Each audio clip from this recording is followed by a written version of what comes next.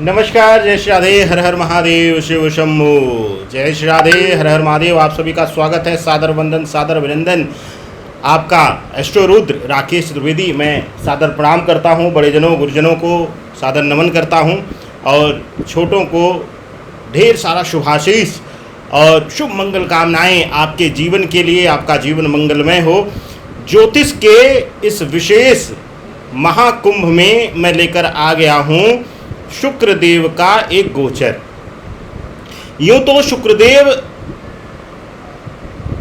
वक्री हो जाएंगे सिंह राशि में ही, लेकिन 7 अगस्त को वक्री अवस्था में ही गोचर कर जाएंगे कर्क राशि में, यानी कि अपनी पिछली राशि में। और अपनी पिछली राशि में गोचर करके वह 4 सितंबर तक यथास्थिति यहाँ पर विराजमान रहेंगे। हालांकि शुक्रदेव यहाँ पर वक्री से मार्गी होने के बाद भी विराजमान रहने वाले हैं 1 अक्टूबर तक, लेकिन अभी सिर्फ हम कर्क राशि में वक्री अवस्था पर चर्चा करेंगे। क्यों इतना जरूरी है वह भी आपको बताते हुए चले। देखिए, कहा जाता है कि शुक्रदेव की जो है वह छवि जो है वह कुछ सिमिलर चंद्रमा से मिलती जुलती है, विशेष करके सौंदर्य के मामले में, कामुकता के मामले में, संबंधों के मामले में। और कर्क की राशि में, चंद्रमा की प्रधान की राशि में वक्री अवस्था में होकर बैठेंगे तो यह छवि और निखरने वाली है। इसी श्रृंखला में अब सबसे पहले बात होगी 7 अगस्त से लेकर के 4 सितंबर तक कैसा होगा प्रभाव आपकी राशि, यानी कि राशि श्रृंखला की पहली राशि मेष राशि वालों के लिए। देखिए, अगर सामने आप नजर देंगे, आप अगर देख रहे होंगे तो चक्र जो है वह हमने बनाया हुआ है, मेंशन किया हुआ है। अगर आप देखेंगे तो चतुर्थ भाव में यह गोचर होगा। पंचम से निकल करके चतुर्थ भाव में यह गोचर करेंगे। और चतुर्थ भाव का यह जो गोचर है वह विशेष ध्यान देने वाली बात है। शुक्रदेव चंद्रमा के घर में बैठ करके कहाँ दृष्टि रख रहे हैं? सप्तम दृष्टि रख रहे हैं। सप्तम दृष्टि कहाँ पे है?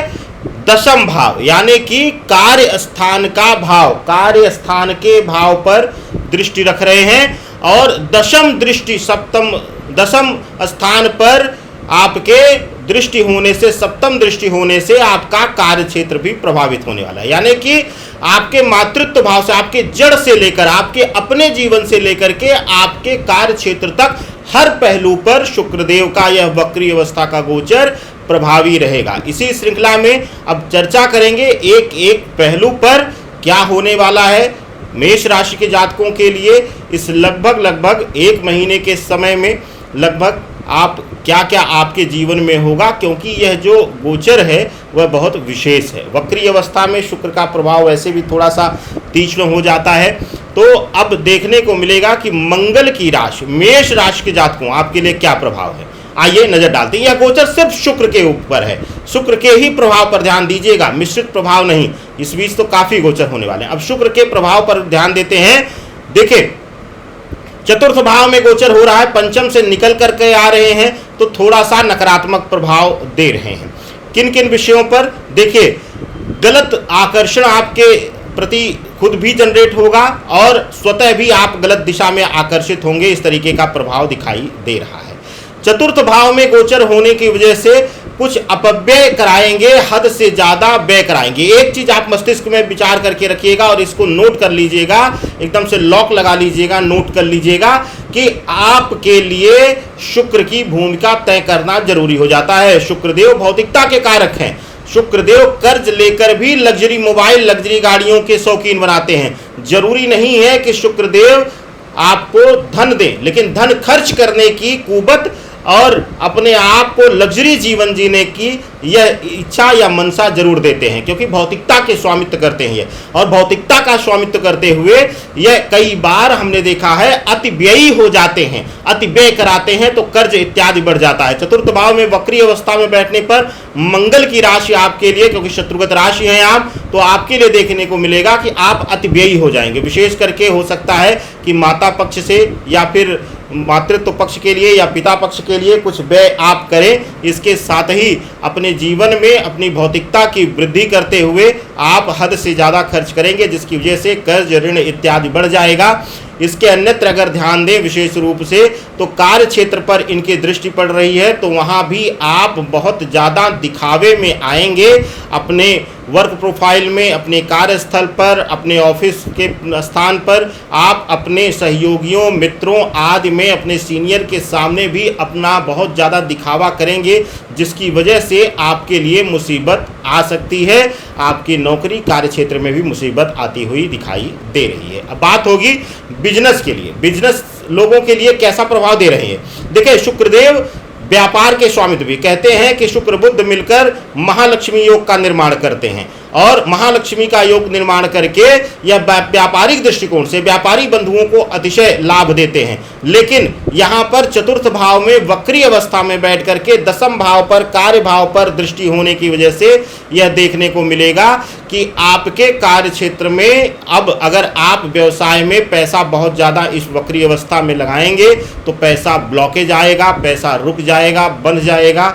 पैसे को सही समय पर निकाल करके अपने उपयोग में लेना आपके लिए एक बहुत बड़ा टास्क हो जाएगा।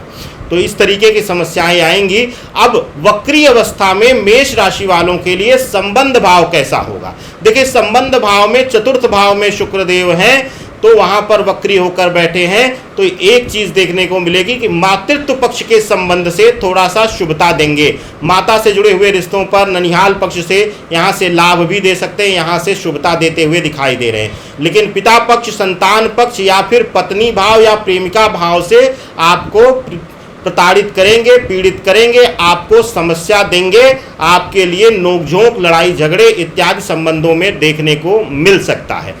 शुक्रदेव का यह गोचर चतुर्थ भाव में होने की वजह से और दशम पर दृष्टि पड़ने की वजह से, सप्तम दृष्टि, यह देखने को मिलेगा कि आपका संबंध जो है बहुत ज़्यादा कई जगहों पर अपने आप को कमर्शलाइज आप कर लेंगे। हर संबंध में आप सिर्फ लाभ ही देखेंगे, हित ही देखेंगे। इसकी वजह से आपके संबंध इस वक्री अवस्था में 7 अगस्त से 4 सितंबर तक टूटते हुए नजर आएंगे। आपको संभल कर रहने की जरूरत है। अब आते हैं विशेष करके मकान, वाहन इत्यादि के भौतिक सुख सुविधाओं और आर्थिक दृष्टिकोण से।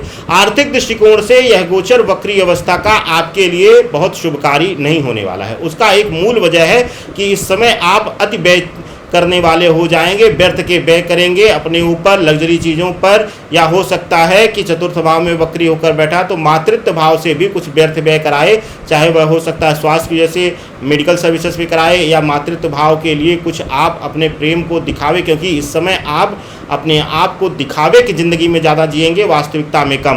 तो वास्तविक रूप से, आर्थिक रूप से आपको यह कमज़ोर करते हुए दिखाई दे रहे हैं, तो आपको आर्थिक रूप से संभलना है। लेकिन अगर आप इस समय प्रॉपर्टी इत्यादि में निवेश के लिए विचार कर रहे थे तो वह निवेश शुभकारी हो सकता है। यह कदम आपके लिए अत्यंत शुभकारी रहेगा। तो ये रहा वक्री अवस्था का गोचर मेष राशि के जातकों के लिए कैसा होने वाला है, कैसा प्रभावी होगा आपके लिए। अब देते हैं एक अल्टीमेट उपाय। क्या है उपाय आपके लिए? अगर आप शुक्र की पीड़ा से परेशान हैं या कर्ज बढ़ता जा रहा है तो क्या करना है आपको? पीपल के पत्ता ले लेना है। पीपल के पत्ते पर लाल चंदन से आपको लिखना है ओम ह्रीं महालक्ष्मी देव्यै नमः। फिर से सुन लीजिए, ओम ह्रीं महालक्ष्मी देव्यै नमः। यह मंत्र लिख करके आप किसी भी मंदिर में जाकर के, जहाँ भगवान श्री राम, भगवान श्री गणेश, भगवान विष्णु की या भगवान विष्णु के स्वरूप की कहीं भी मूर्तियाँ हों, ना हो कुछ, तो भगवान श्री गणेश के चरणों में ले जाकर के यह अर्पित करना शुरू कर दीजिए। रोज करिए, नित्य करिए, हो सके नहीं तो सोमवार, बुधवार और शुक्रवार, इन 3 तिथियों में करना ना भूलिए। यह क्रिया करिए, आपके लिए कर्ज से मुक्ति मिल जाएगी, आपका जीवन सुखमय होगा, आनंदमय होगा, आपका जीवन खुशहाल होगा। हमें दीजिए आदेश, आगे के अन्य वीडियोस को देखते रहिए, ढेर सारा प्यार दीजिए, दुलार दीजिए। इस चैनल को ज़्यादा से ज़्यादा शेयर करिए, वीडियो को लाइक करिए, शेयर करिए और अपने विचार कमेंट में लिखना ना भूलिए। धन्यवाद। जय श्री राधे। हर हर महादेव। शिव शंभो।